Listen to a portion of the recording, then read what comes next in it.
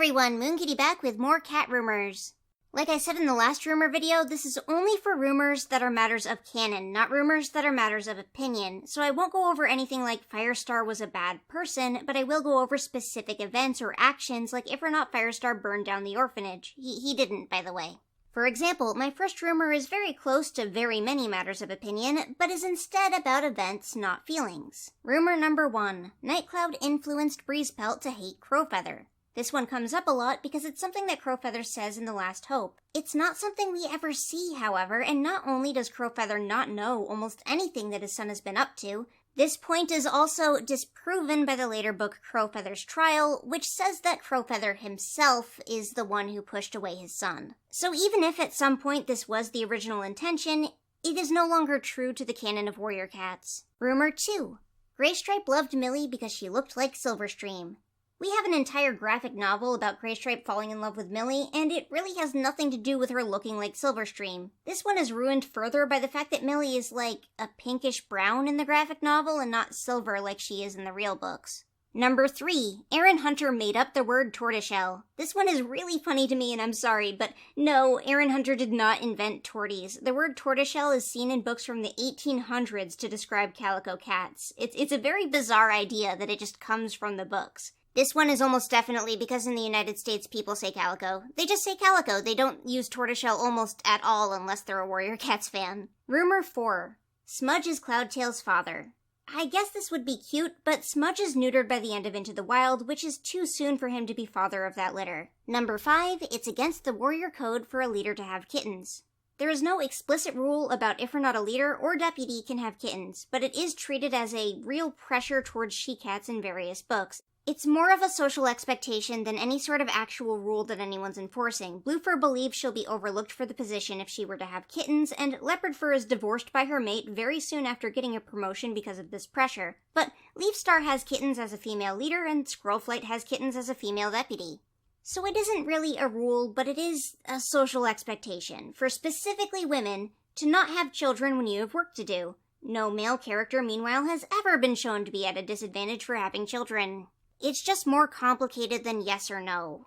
They worry about having them at a time of potential promotion that could disrupt their chances, and it's possible other cats perceive them as not planning on having any or not able to have any if they're in a deputy or leader position. But it's not in the warrior code. It is not a strict rule. They can do it, they just worry about what it will do to their careers, and other people worry about what it will do to their careers, and other people worry that they're not going to have kittens because their mate has a career, and blah blah blah. Next up, a couple rapid-fire misconceptions that probably only exist because they make for more cinematic artwork, map parts, and AMVs. Number 6. Mapleshade threw, unleashed, or otherwise controlled the snake that attacked Frecklewish.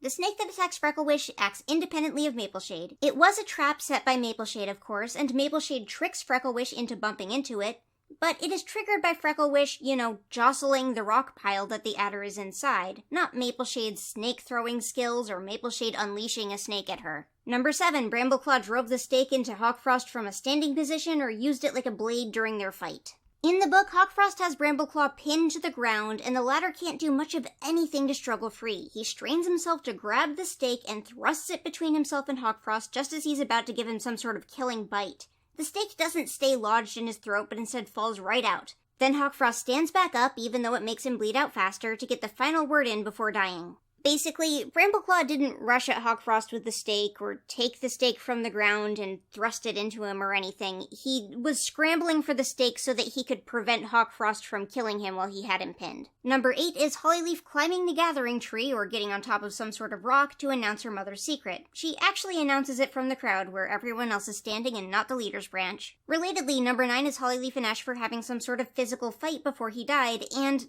Hollyleaf murders Ashfur almost by complete surprise, comparing him to prey while she stalks him down. It's over quickly, and any struggle is after she's already caused the killing wound, and it's not exactly two-sided. It was an ambush, not some sort of fight or confrontation. And my last cinematic rumor is the imposter throwing Squirrelflight off of High Rock.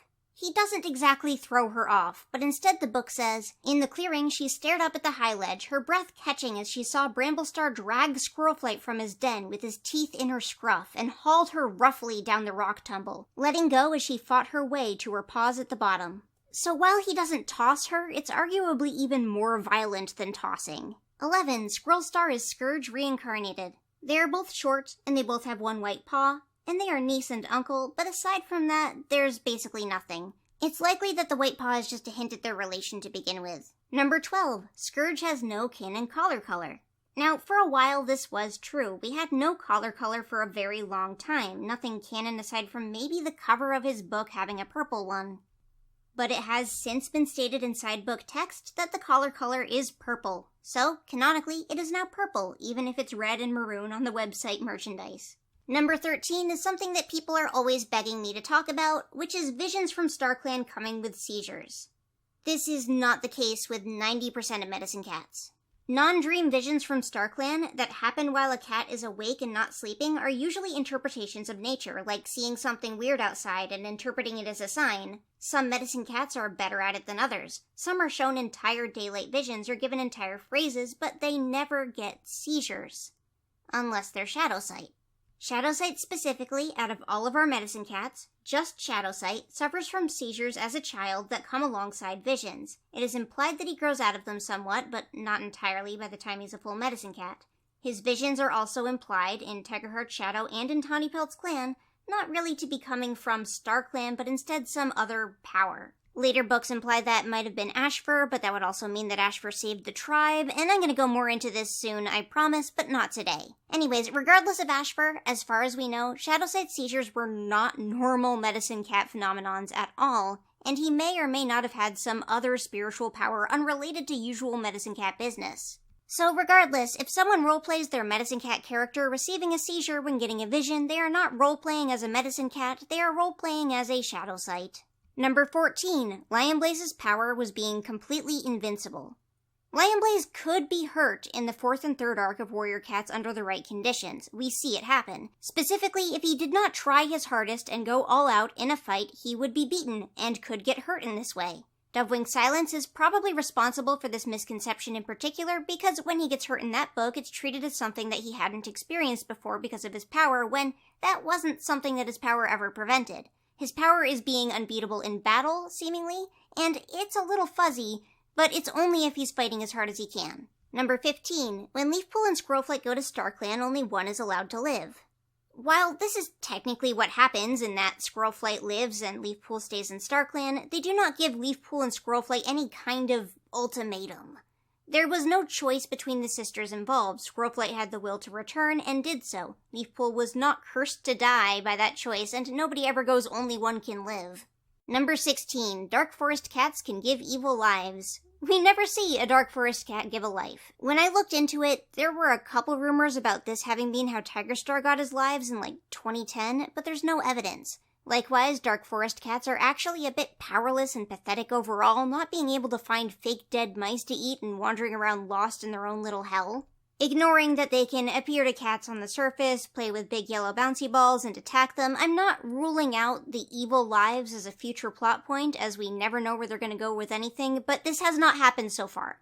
Next up, quite a few relationship misconceptions. Yay. Rumor 17. Mapleshade was in a relationship with Birchface and she was cheating with Appledusk. This is something that I would imagine is pretty obvious, but it came up more than once. It is just someone being confused about the book's plotline. Mapleshade never actually dated Birchface, she just allowed Frecklewish to believe that she had. Appledusk, however, was in a relationship with Reedshine during a time period where Mapleshade believed he was still with her, which might contribute to the confusion. Appledusk cheated, Mapleshade didn't cheat. She may have unknowingly, or maybe even knowingly, depending on how you interpret the first chapter, been the other woman to some extent, but she was not cheating on anyone. Number 18. Cinderpelt reincarnated to get together with Firestar's kin.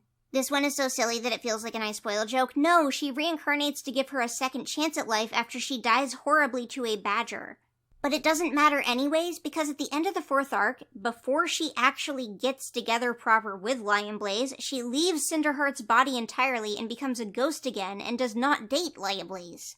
Number 19. Hawkfrost was in love with Ivypool. He was not. This was a very, very popular ship when I was a teenager, but it was never canon. And while Hawkfrost is grooming Ivypaw in the way that all Dark Forest trainees are being groomed, he is not grooming her to be in a relationship with him, nor is he interested in her in that way within the text. He is grooming her to fight for the Dark Forest, hate her clanmates and family, and desire revenge. Number 20. Leopard Fur was in love with Tiger Star. Much like the earlier Scourge's collar bit, this used to be true, but it is not anymore. Vicky said in one of the Aaron Hunter chats that Leopard Star was in love with Tiger Star. However, Leopard Star's honor, which came out much more recently, includes no indication that she was, and so it's not true at all anymore. Number 21. Ash Fur is Dovewing's real dad. People used to ship Ash Fur with White Wing because they occasionally were seen together in the backgrounds of scenes. So when White Wing had 2 gray kittens, people who shipped it wanted to say that he was the real father. Either way, they have a father, it's Birchfall, and we have no reason to believe it isn't Birchfall. Number 22, Dustpaw and Sandpaw were in a relationship or siblings. Dustpaw and Sandpaw have a rocky relationship in the books because Sandpaw starts spending time with Fireheart and not Dustpelt, but they never actually reference it being a romantic or familial connection. There's nothing supporting they were anything more than friends, especially considering Fireheart and Graystripe's relationship. Likewise, and finally for a relationship section, is Swiftpaw and Brightpaw were in a relationship or siblings, and nope, also just friends. I won't tell anyone to stop making AMVs about it, though. Number 24 is Firestar died because a tree fell on him or because he was struck by lightning. So, lightning strikes a tree just after Firestar successfully kills Tigerstar. The smoke from this covers everyone's view of Firestar and envelops him. By the time it clears, Firestar is on the ground dying. He does not get hit by lightning. He does not get crushed by the tree or branches. It is there so that a cloud of smoke can obscure his collapse. It's a visual flair to the scene, not what kills the orange cat. Firestar is almost certainly dying from the wounds Tigerstar's ghost gave him, and probably not smoke inhalation, but I'm not going to cover that one. Number 25. Leaders have stars on their bodies. This is just a common design choice dating back to the beginning of time and Alley Cat videos. That said, Tailchaser's Song, a book that may or may not have heavily inspired Warrior Cats, features a lead character who is a ginger cat with a star on his forehead. So if avid readers remember some sort of canon description somewhere that could have led to this, it could have just been them reading Tailchaser's Song. Either way, it's not canon to the books. We could hold out for the TV show maybe, though. Number 26. Cats pretend to be Scourge's siblings in The Rise of Scourge for food. This one might be my fault because of one of my short videos, but I also can't remember if or not I made that joke because I heard this and thought it was silly. Either way, nothing about the scene where his siblings beg for food implies that they're not actually his siblings. For all we know, they are. Number 27. Thrushpelt killed Thistleclaw. People have told me a couple versions of this, one where Thistleclaw kills him and one where Thrushpelt kills the other, and both boys die off screen between books. Overall, this one is just someone's AU that people ran with, I think. We don't know who killed Thistleclaw exactly, just that he died in a fight with RiverClan cats. We don't know how Thrushpelt died either. Number 28. Cody's two-leg ran over Cinderpelt, or any rumor that it was a specific two-leg car that ran over a specific cat. We don't know who owns the cars on the Thunder Path. They're usually not even described. Rumor 29. Pinestar becomes Jake. Pinestar does become a house cat, but he is not Jake. He actually meets Jake as a kitten within his novella. Likewise, number 30, StarClan tells Pinestar to kill his son. We do not have any confirmation that StarClan actually told him this. He does talk to StarClan in the book about Tiger Kit, but they pretty much tell Pinestar to guide his son well and to prevent him from becoming evil. Here's what Dostar says exactly. Listen to me, Pinestar. No cat knows your son's destiny yet, only the possibilities he will be born with. It is up to you to teach him honor, loyalty, compassion, everything given to you for your 9 lives. This cat will have the power to be a great leader if you guide his paw steps well. Later, however, after his kids are born, Pinestar has nightmares about being asked to kill Tiger Kit, and about Tiger Kit drowning him in blood. Those nightmares echo in his thoughts going forward, which give the impression that maybe some ghost is telling Pinestar to kill his kid, but there's no implication that these dreams are actually from StarClan. Pinestar just thinks that they are. And from that point on believes that StarClan asked him to kill his kid, even though when he actually spoke to them, they did quite the opposite of that.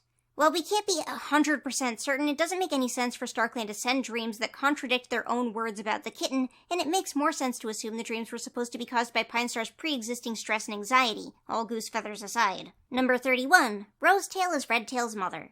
Nope, they just both have the same cool tail. And just like last time, I do want to end on a few that were given to me as rumors but are actually completely true. Number 1. Tigerstar favored ShadowClan before he became their leader.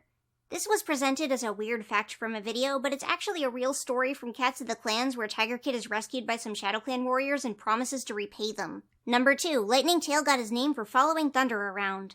This is true. Lightning Tail is Thunder's foster brother, and he's super attached to him as a kid. Greywing tells us that that's how he got his name.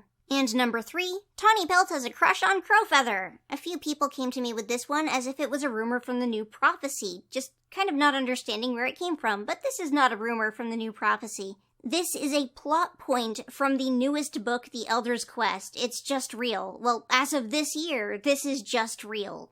If you held me at gunpoint and said, name a conversation Tawny Pelt has with Crowpaw in the New Prophecy, I would not be able to come up with anything.